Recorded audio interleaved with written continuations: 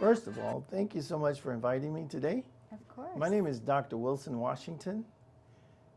My business is, the name of my business is Blue Eagle Solutions and Training, LLC. Okay. We have 2 office locations, one in Charles County, Maryland, and the other in Talbot County, Maryland. Okay. And what is it that you guys do? How do you guys serve your clients? Okay. We are a professional organization with experts that has over 150 years of management experience. So we teach what we refer to as soft skills training. And we feel that organizations, they hire experts, they hire young students from college, they do a great job on the technical side. But on the soft skills side, we've learned over the years that it's a void. Yeah. So we feel that our value proposition and what we bring that's unique to this industry is soft skills. And it's also the approach we take in teaching soft skills. Things like leadership development, teamwork, emotional intelligence, etc. Describe soft skills for me, for those people that don't know. Okay. Well, let me do it this way. Building soft skills are essential for any organization, especially in today's market where technology drives everything. Yes. But, and the world is interconnected. Mm-hmm. And because of that, we live in a fast-paced society. Absolutely. A lot of times people fail in being able to communicate very effectively. Mm-hmm. They may have difficulty understanding what emotional intelligence is all about.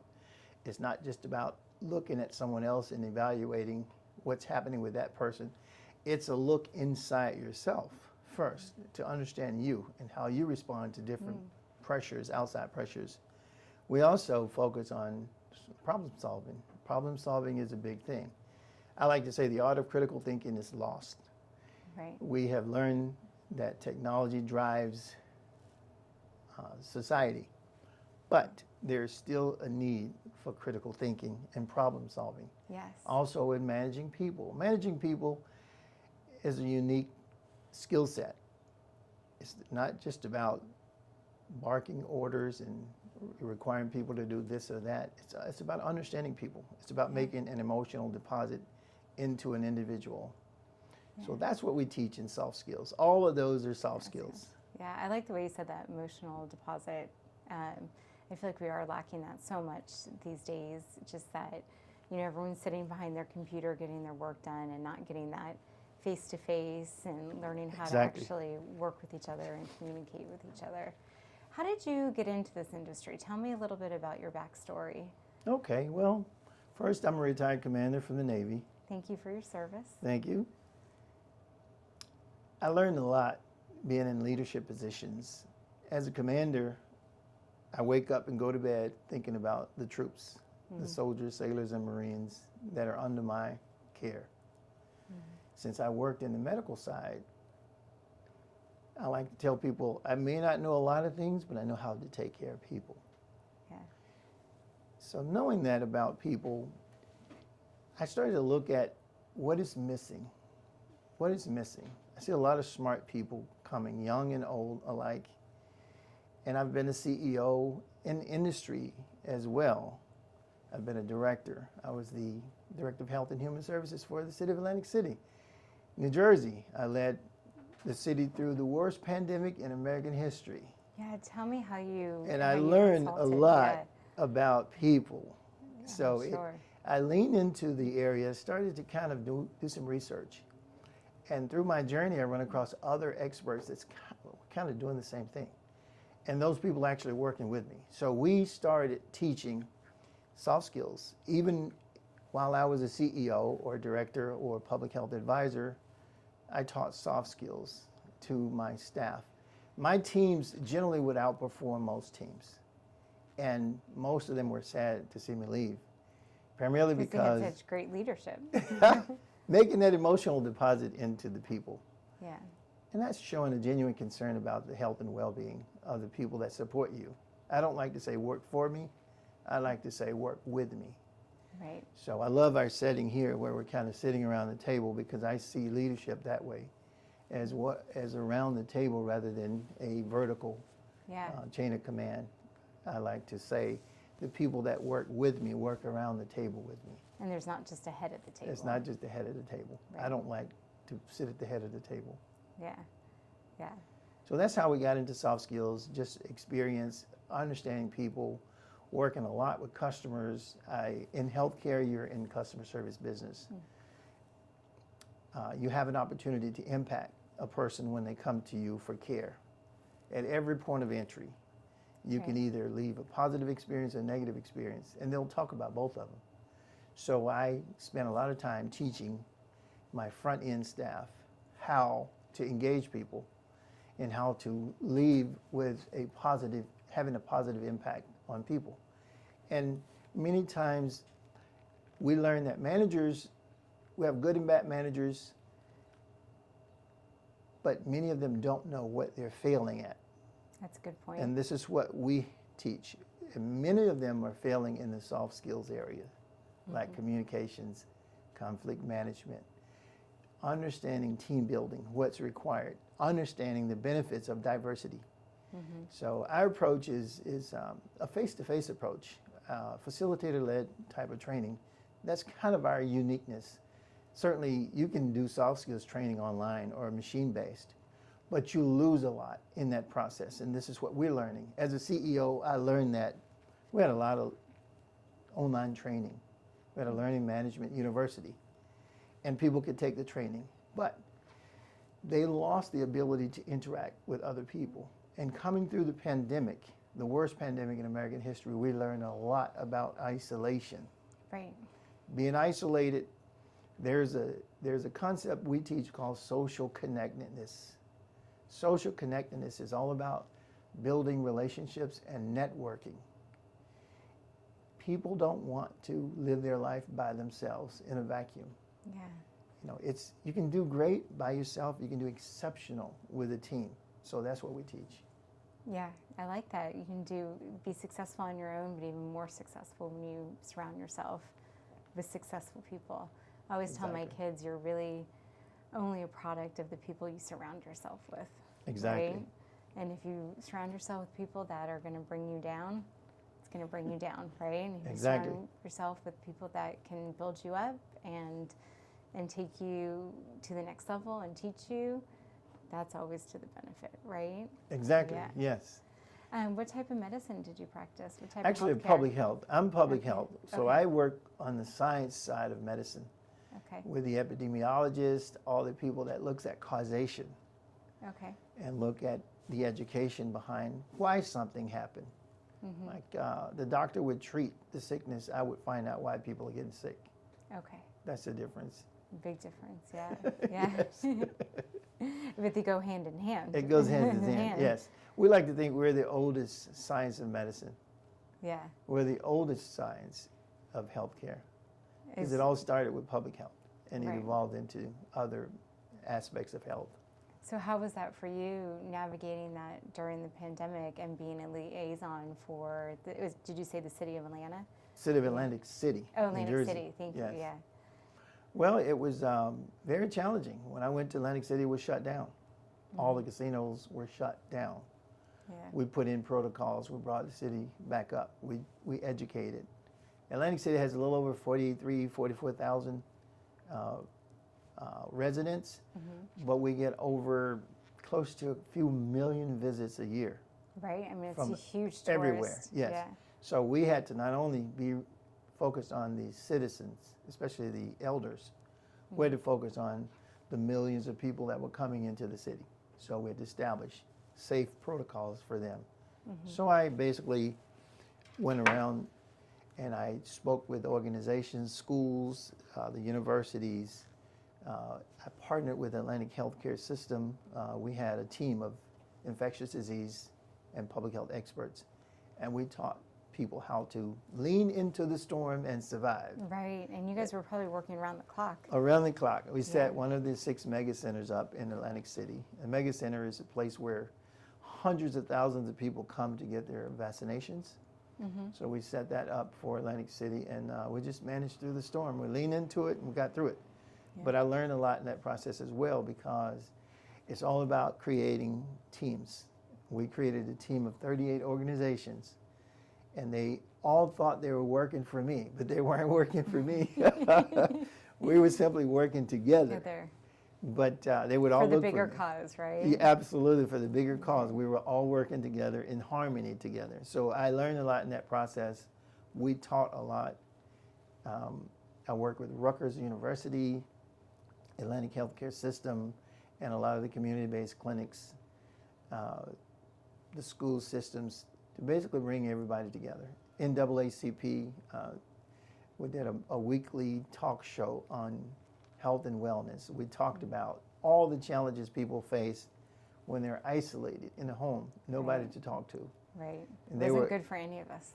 It was not good for any of us, but we engaged as much as we could. And that's another thing we teach: client engagement, customer engagement. We teach people how to engage clients, especially customers. And customers come in very, very different colors and flavors. There are customers in healthcare. There are customers in banking. Right. There are customers in manufacturing. There are customers in retailing. There are customers everywhere. Nonetheless, it's the same approach. Yeah, same approach. Someone told me yesterday, and I hadn't thought about it like this, that you can do all your research and have all these plans in place as a business, but the consumer always wins. Like, Exactly. it's really what the customer wants at the end of the day, what the consumers are buying and what the customer wants at the end of the day, and catering to them, right? Absolutely. We try to keep it simple. Our experts, it's really exciting working with my team of experts. We try to keep things simple. For example, our customer service training, I have a formula. It's P equals, it's ECS equal P plus E. Okay.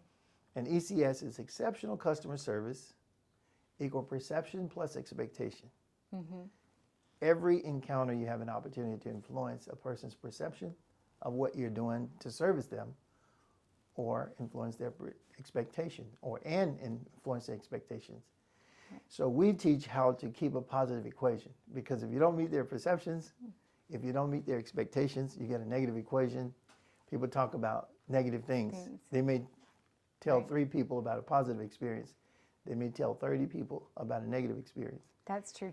People often don't have anything to say unless it's negative. Exactly. So we teach people to try to build a positive equation, and how to, I like to say this about customers.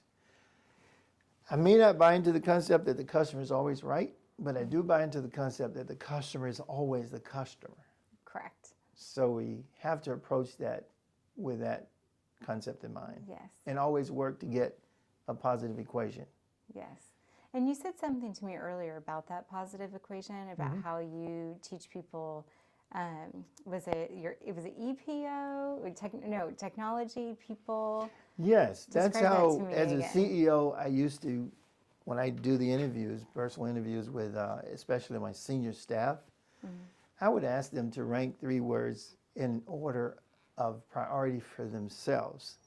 And the 3 words are information, technology, and people. Okay. I always look for the PIT people, and the people that would rank people first, information second, and technology third, because I strongly believe, and everyone on my team believes, that people are our most important resources. Yes. And it's important to share information and to be an effective communicator. And technology should enhance or expand what we do as a living. Regardless of what it is, it should make it more efficient, more effective. Right. But you got to keep the people first, because if you lose the people, you lose your business. Right. Yeah, and if we're depending too much on all of these amazing programs that are making waves in so many businesses, and AI and everything, getting the systems better, we are losing that human contact and Exactly. human touch. And this is what we bring to the table. We like to think, and our motto is, we help people accelerate or increase or improve upon their soft skills excellence, because all of us have soft skills. Our approach is to help you improve that soft skill so that you're better at it. When you come into our organization, you become a partner with our organization, you become better at what you already do pretty good. I always say the difference between good and excellence is that little bit extra. Yeah, a little bit icing on the cake. A little bit of extra. Yeah, a yes. little bit of extra. So what companies are you helping? And what is your kind of target market that you guys are looking for? Okay. We are very diverse. We're conditioned to help the individuals, the small businesses, which is what I want to be our sweet spot eventually in small business development, small to medium-sized businesses. But we can certainly help large organizations. We like to train in 5 to 10 people groups. We can certainly do larger groups. And like I said, we do the face-to-face and facilitator-led training, but we can also do the online and machine-based training. We like to complement that with the face-to-face and the facilitated. Even if we're doing online, we kick it off with a person. Okay. We don't use an avatar, although they're available. Yes, I'm sure they are. We use a person. So we've trained the federal government, we've trained the banking industry, we've trained in retail and manufacturing, and I'm focusing on now the healthcare and the mental health, especially in substance abuse and the behavioral health, I say it, and all of the social organizations associated with healthcare. Right. Because the pandemic taught us this. People suffered a lot. So they engaged the system a lot. Nonetheless, whether they're coming in as a free client or a paying client, they deserve the right to be treated with respect and dignity. Absolutely. So we are shifting our focus in that direction to try to make sure that from every point of entry, customer service becomes a priority for these organizations, because we're losing that. Yeah. You know, they're looking at people as numbers. Many of them are.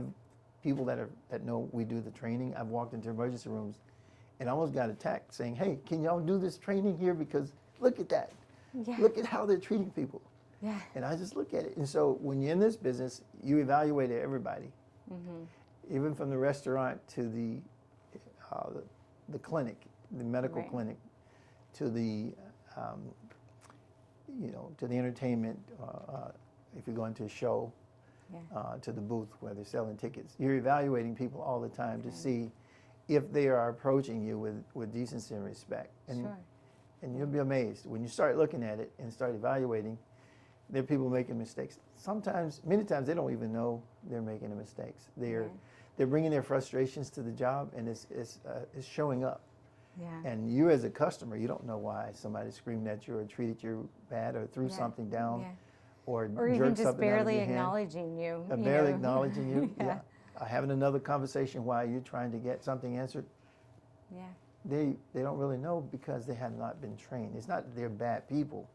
Right. They just have not been trained. They need the best, Blue Eagle Solutions and training to come in and help them. They need us to help them. Yeah. What do you find most rewarding about what you do?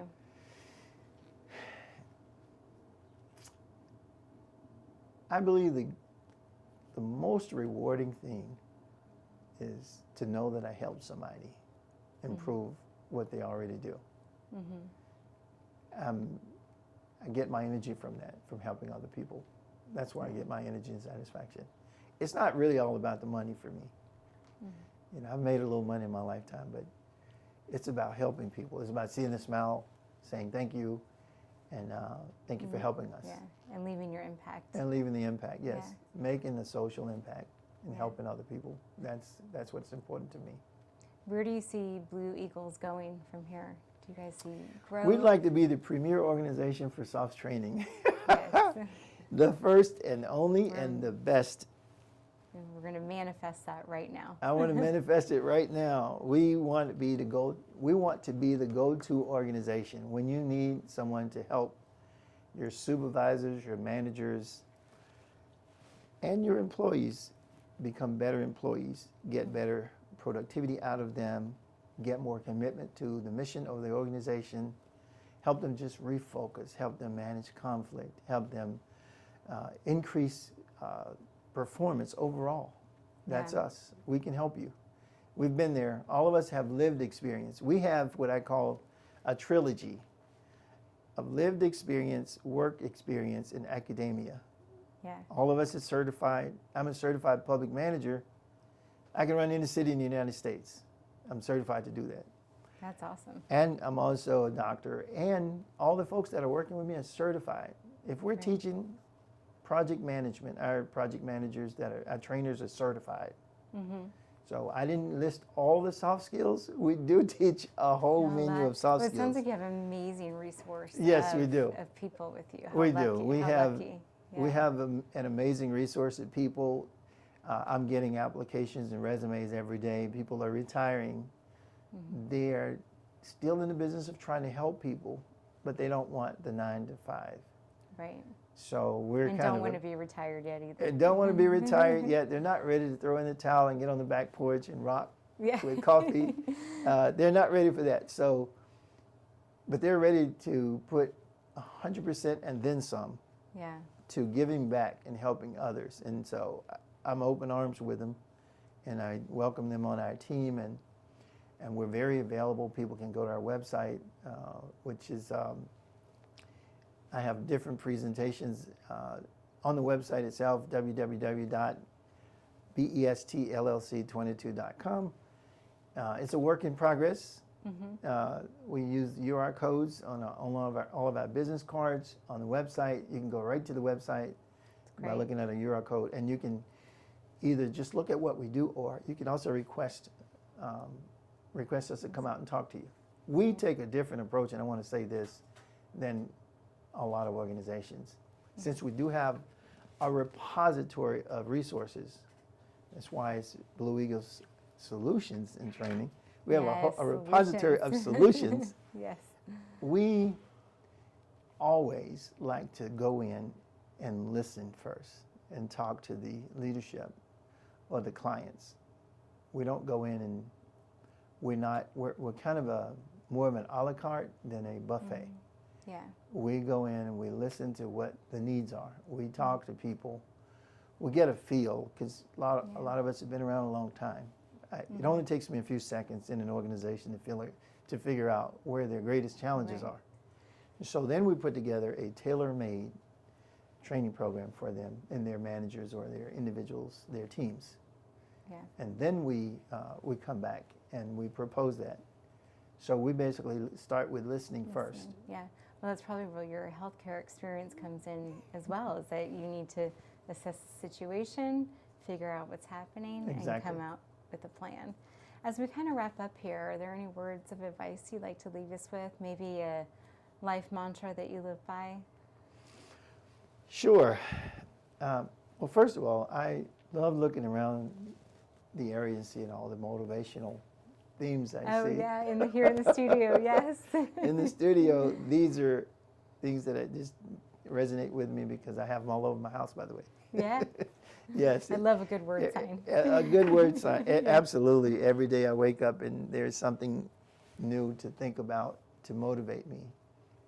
But what I would leave you with is this. The art of critical thinking is challenged right now. Mm-hmm. So we have to protect our young generation. Technology is amazing. It's moving very fast. I know a whole lot about that part because I do technology for the federal government, by the way. Right. So I've put technology projects in almost every state in this United States. New technology projects in healthcare.